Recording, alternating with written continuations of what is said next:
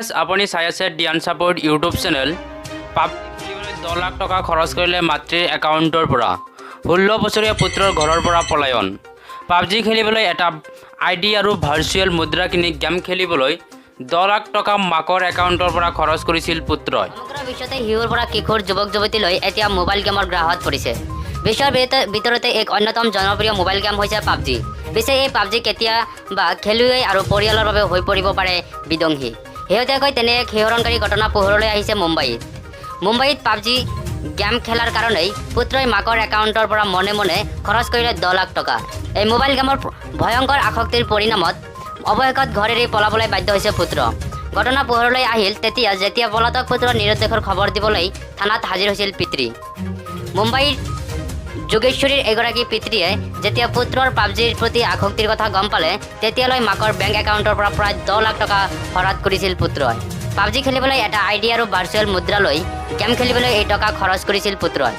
আৰক্ষীয়ে বিষয়টো গুৰুত্ব সহকাৰে লয় আৰু লগে লগে এজাহাৰ গ্ৰহণ কৰি কিশোৰজনৰ সন্ধান আৰম্ভ কৰে।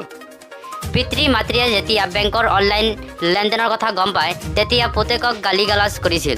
তাৰপিছত পুত্ৰই এখন চিঠি লিখি ঘৰ এৰি গুচি গৈছিল। বুধবাৰে এজাহাৰ দাখিলৰ পিছত আৰক্ষীয়ে অনুসন্ধান চলাই বৃহস্পতিবাৰে সন্ধিয়াৰ ভাগত কিশোৰজনক পূব আন্ধাৰী মহাকালী কেব্স এলেকাৰ পৰা উদ্ধাৰ কৰি পৰিয়ালক গতাই দিয়ে বুলি জানিব পৰা গৈছে। ইনফৰ্মাৰৰ খবৰ আৰু প্ৰযুক্তিৰ সহায় কিশোৰজনক বিচাৰি উলিওৱা হয়। দুৰ্ভাগ্যজনকভাৱে পাবজি গেমক লৈ ঘটা অবাঞ্ছিত ঘটনা অকল এইটোৱে নহয়, ইয়াৰ পূৰ্বে পাবজি খেলিবলৈ নতুন ফিচাৰ ডাউনলোড কৰিবলৈ ছত্তীশগড়ৰ 17 বছৰীয়া এজন যুৱকে বন্ধুৰ পৰা ৭৫,০০০ টকা ধাৰ লৈছিল।